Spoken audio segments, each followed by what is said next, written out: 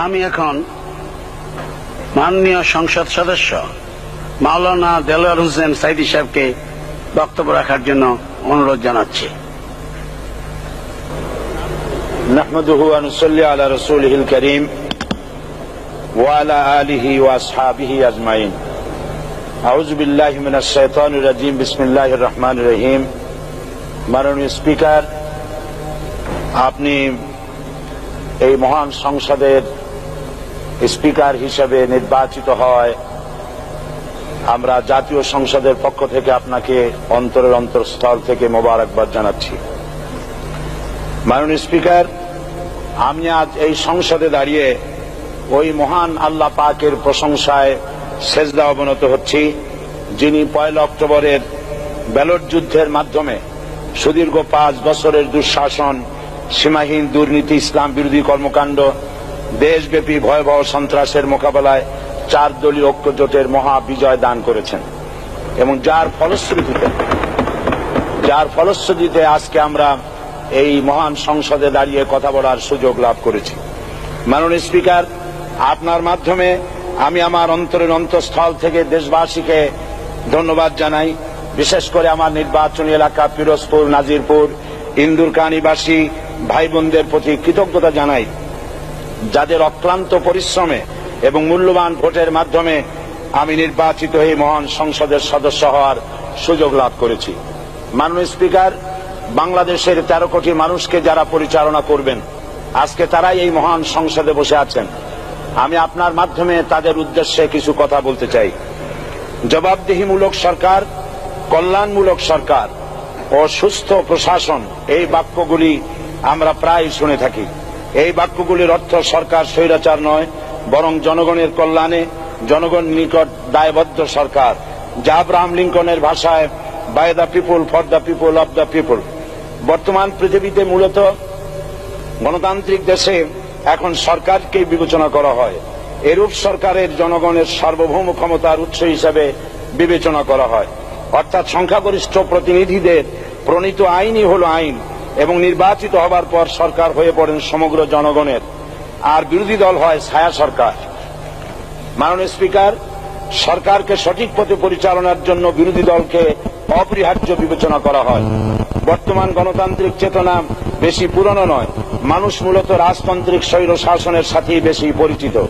বস্তুত বর্তমান পৃথিবীতে গণতান্ত্রিক শাসন ব্যবস্থায় জবাবদিহিমূলক, কল্যাণমূলক, স্বচ্ছ প্রশাসনের যে কথাবার্তা আমরা শুনতে পাই, এর প্রথম উপস্থাপক হলেন বিশ্বনবী হযরত মুহাম্মদ রাসূলুল্লাহ সাল্লাল্লাহু আলাইহি ওয়াসাল্লাম। বর্তমান গণতান্ত্রিক ব্যবস্থাপনার সাথে ইসলামের মূল পার্থক্য হল সার্বভৌমত্বের ধারণা নিয়ে। ইসলামের দৃষ্টিতে সার্বভৌমত্বের মালিক জনগণ নয়, মালিক হলেন আল্লাহ রাব্বুল আলামিন। কিন্তু সরকার গঠন ও পরিচালনা জনগণের ইচ্ছার ভিত্তিতে হতে হবে। জনগণের ইচ্ছার বিরুদ্ধে ক্ষমতায় থাকার অধিকার ইসলামের স্বীকৃত নয়। মাননীয় স্পিকার, সাধারণত লক্ষ্য করা যায় সরকার, সরকারি কর্মকর্তা ও কর্মচারীবৃন্দ জনগণের উপর নানাভাবে জুলুম, নির্যাতন বা শোষণ করে থাকে। জনগণের খাদেম না হয়ে তারা হয়ে পড়েন জনগণের প্রভু। তারা জনগণের সম্পদকে তসরুপ করে। এই অবস্থা থেকে মুক্ত করার জন্য রাসূল করিম সাল্লাল্লাহু আলাইহি ওয়াসাল্লাম সরকারি কর্মকর্তা ও কর্মচারীদের মধ্যে তীব্র দায়িত্ব অনুভূতি জাগ্রত করে তিনি বলেন, ঘুষ দাতা ও গৃহীতা উভয় জাহান্নামী। নবী করিম সাল্লাল্লাহু আলাইহি ওয়াসাল্লাম আরো বলেছেন, আমরা যদি কাউকে কোনো রাষ্ট্রীয় দায়িত্ব প্রদান করি, তখন সেই ব্যক্তি তার ব্যক্তিগত কাজ যতটা নিষ্ঠা ও আন্তরিকতার সাথে পালন করে, রাষ্ট্রীয় দায়িত্ব যদি সেভাবে পালন না করে, তবে কিয়ামতের দিন তাকে উল্টো করে জাহান্নামে নিক্ষেপ করা হবে।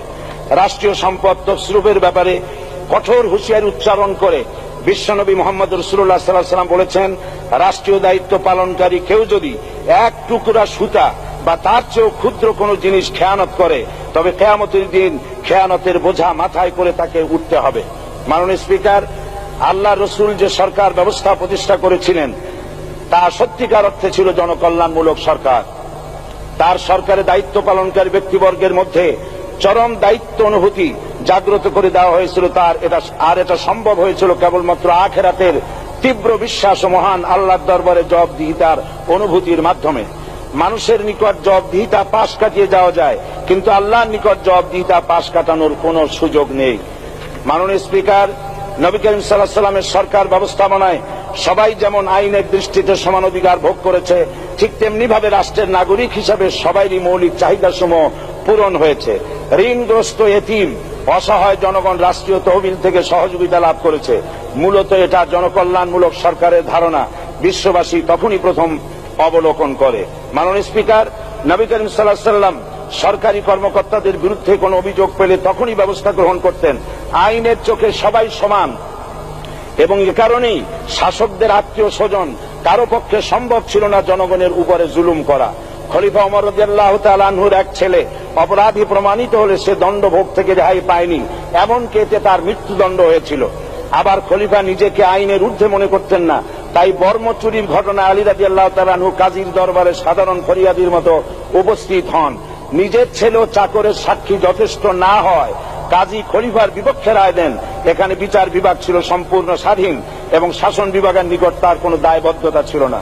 মাননীয় স্পিকার, এসব হলো ইতিহাস। মুসলমান আজ অনুসরণ করতে চায় না তাদের অতীতের গৌরবোজ্জ্বল কর্মপদ্ধতিকে। সে এখন কাফির মুশরিকদের কিরানক স্বার্থ পূজারী আখেরাতে জবাবদিহিতা শূন্য বাগাড়ম্বর এক জাতি।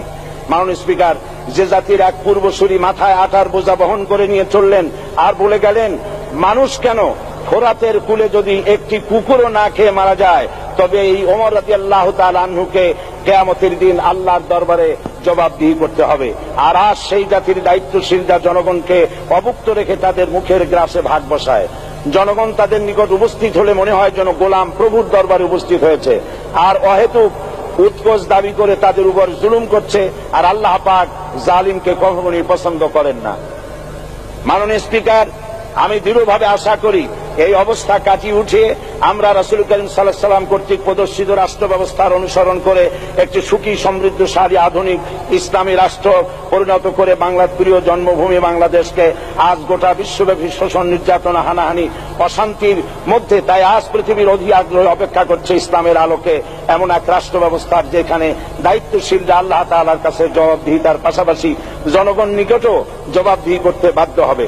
মাননীয় স্পিকার, অনেক ত্যাগ ও তিতিক্ষার রক্তের বিনিময়ে গড়ে উঠেছে আমাদের গণতান্ত্রিক প্রতিষ্ঠান এই জাতীয় সংসদ। এই সংসদের সম্মান রক্ষা করার দায়িত্ব আমাদের সবার। গণতান্ত্রিক চর্চা, গণতন্ত্র প্রতিষ্ঠার স্বার্থে আমি আজ প্রধান বিরোধী দল আওয়ামী লীগকে সকল হিংসা, বিদ্বেষ ও পরাজয়ের গ্লানি ভুলে গিয়ে সংসদে যোগদানের উদাত্ত আহ্বান জানাচ্ছি। পরিশেষে আমি আপনার মতো সর্বজনশ্রদ্ধ একজন মার্জিত ও সুশিক্ষিত ব্যক্তিকে এই মহান সংসদের স্পিকার হিসাবে লাভ করে আমরা আনন্দিত হয়েছি। আমাদের সংবিধানের সংরক্ষণ, সমর্থন ও নিরাপত্তা বিধান এবং আপনার অভিভাবক সুলভ নিরপেক্ষ আচরণ ও সংসদকে ধন্য করবে বলে আমরা বিশ্বাস করি। আপনাকে ধন্যবাদ। আসসালামু আলাইকুম ওয়া রাহমাতুল্লাহ।